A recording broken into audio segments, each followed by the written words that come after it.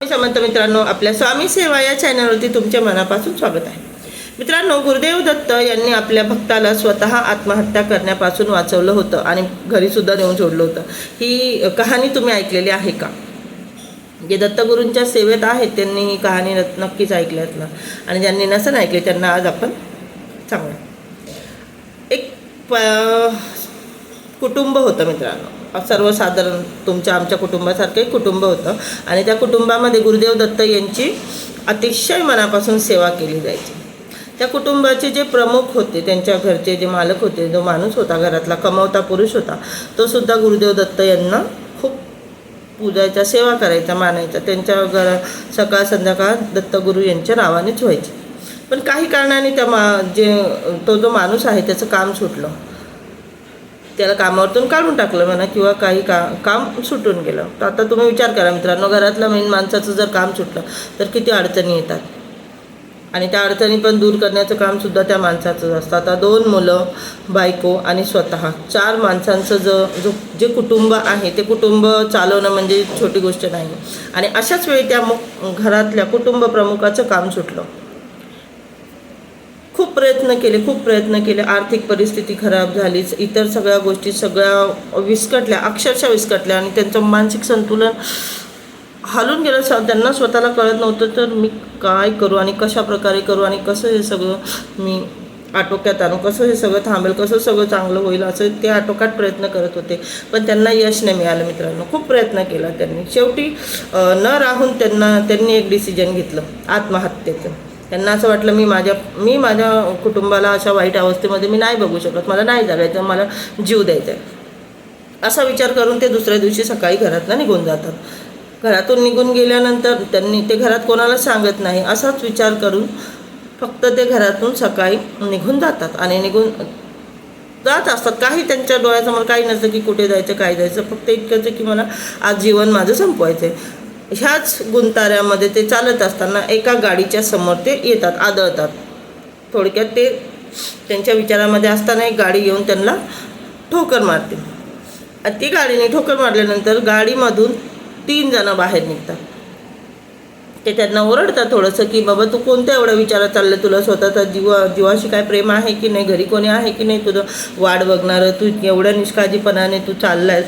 तर असं सगळं जेव्हा ओरडतात तर आतून पहिले तो बिचारा तुटलेला होता, रडण्याच्या स्वरूपात त्याच्या सगळ्या भावना बाहेर आल्या. त्याला असं माहिती नाही कोण आहे काय, पण त्यांनी सगळं सांगून टाकलं त्याच्यासमोर, रडून सगळं की असं झालं तसं झालं, त्याच्यामुळे मला नाही जगायचं वगैरे, मला जगण्याची काही इच्छा नाही आहे.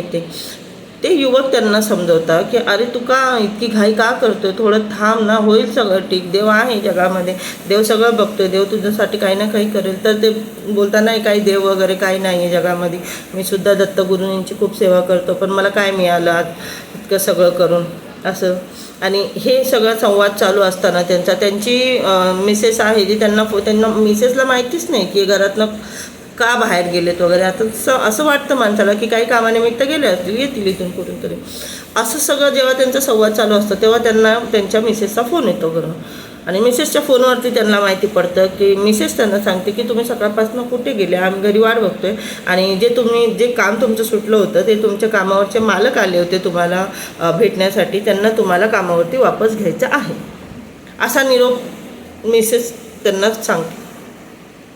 त्या टायमाला ते 3 युवक त्यांना वाचवतात, बोलतात, समजवतात की देव सगळं ठीक करणार आहे. त्या टायमाला सेम टाईम हा मेसेज त्यांना येतो, कॉल येतो डायरेक्ट बायकोला. मग त्यांची ती डोळ्यावरची धुंदी, बुद्धीवरचं ते सगळं बर्डन थोडंसं सरकतं साईडला. फोन ऐकून त्यांना बरं वाटतं. आता आपला परिवार कोणाला नकोसा वाटतो मित्रांनो, बायको पोरं कोण आहे ज्यांना हे सगळं नको असतं. काहीतरी एक गोष्टी जेव्हा डोक्याच्या बाहेर जातात ना तेव्हा तसे विचार मनात येतात. पण त्यांना एक चांगली अशी खबर भेटली होती त्यांच्या बायकोकडनं. त्यांच्या बायकोने त्यांना सांगितलं की तुम्हाला तुमचे कामावरचे मालक भेटायला आले होते, त्यांना तुम्हाला कामं झालेच की, अडचणच सुटली ना. ज्या गोष्टींनी त्यांच्या सगळ्या अडचणी वाढल्या होत्या, काम लागल्यानंतर हळूहळू ते मिटणारच होत्या. मग का बायका पोरांना सोडून जीव देण्याचा त्यांच्या मनामध्ये प्रश्नच येत नाही ना, विचार येण्याचा असा. हा फोन घेतल्यानंतर त्यांना त्यांच्या मनातली, त्यांच्या डोक्यावरची ती धुंदी हटली आणि त्यांना स्वतःची चूक समजली की अरे मी काय करतोय.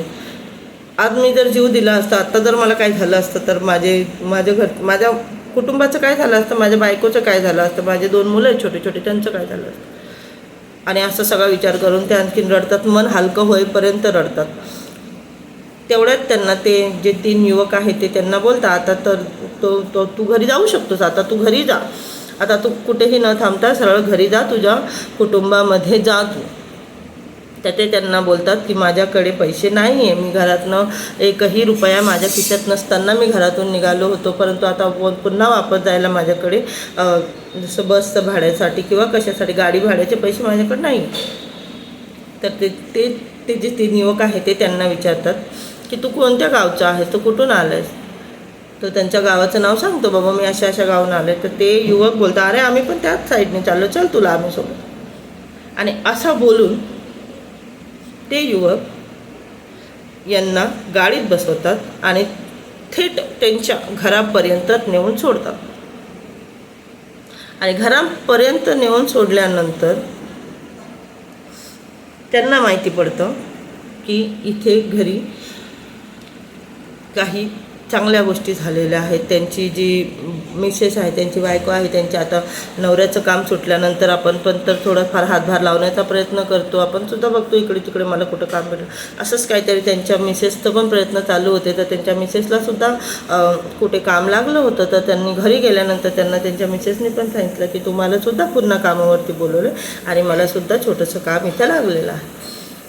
हे सगळं ऐकून त्यांना अतिशय आनंद झाला, अतिशय खूप चांगलं वाटलं की बरं झालं मी नाही केलं, बरं झालं मी चुकीचं पाऊल उचलताना मला त्या 3 जणांनी थांबवलं होतं. नाही तर माझं तर आज ठरलंच होतं की मला आज घरी जायचं नाही आहे, मला जीवन संपवायचं. मग ही गोष्ट त्यांनी त्यांच्या बायकोला सांगितले की आज मी सकाळी घरातनं निघालो तेव्हा मी ह्या विचाराने निघालो होतो आणि त्या 3 जणांनी मला जीव देण्यापासून थांबवलं. आणि जर त्यांनी मला थांबवलं नसतं तर आज मी इथं नसतो आणि पुन्हा मी माझ्या कुटुंबामध्ये नसतो.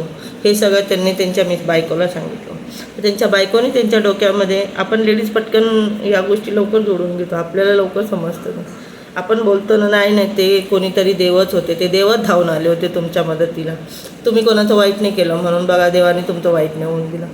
अशाच प्रकारे त्यांची मिसेससुद्धा त्यांना तेच बोलते की नाही ते देवच होते, ते साक्षात गुरुदेव दत्तच होते ज्यांनी तुम्हाला वाईट पाऊल उचलण्यापासून वाचवलं आणि तुम्हाला थेट बिना पैशाचं तुम्हाला घरी आणून तुमच्या परिवारामध्ये सोडलं. तर खरंच मित्रांनो, तुम्हाला काय वाटतं, ही गोष्ट खरी असेल का? खरी आहे मित्रांनो, ही गोष्ट खरीच आहे. असं आपल्यासोबत पण खूप वेळा देव कधीही त्याच्या स्वतःच्या रूपात येऊन मदत नाही करत. देवाला गरजच नाही पडत की त्यांचं असली रूप दाखवून ते आपली मदत, त्यांना गरजच नाही पडत, ते कोणत्याही रूपात येऊन आपली मदत करून जातात. तर ही आहे मित्रांनो, ही सत्य घटना आहे. ही साक्षात दत्तगुरू यांनी त्यांच्या सेवकाला, त्यांच्या भक्ताला आत्महत्या करण्यापासून वाचवून त्यांच्या कुटुंबामध्ये पुन्हा नेऊन सोडलं. अशी ही दत्तगुरू यांची महिमा आहे. दत्तगुरू यांच्या सेवेमध्ये असे अनेक चमत्कार तुम्हाला ऐकायला भेटतील मित्रांनो. जो स्वतः सेवा करतो ना, त्या व्यक्तीला हे चमत्कार सतत बघायला मिळतात आणि हे चमत्कार त्याच्यासोबत नेहमी घडत असतात. आजच्या व्हिडिओत फक्त इतकंच. भेटूयात पुढच्या व्हिडिओत. श्री स्वामी समर्थ मित्रांनो.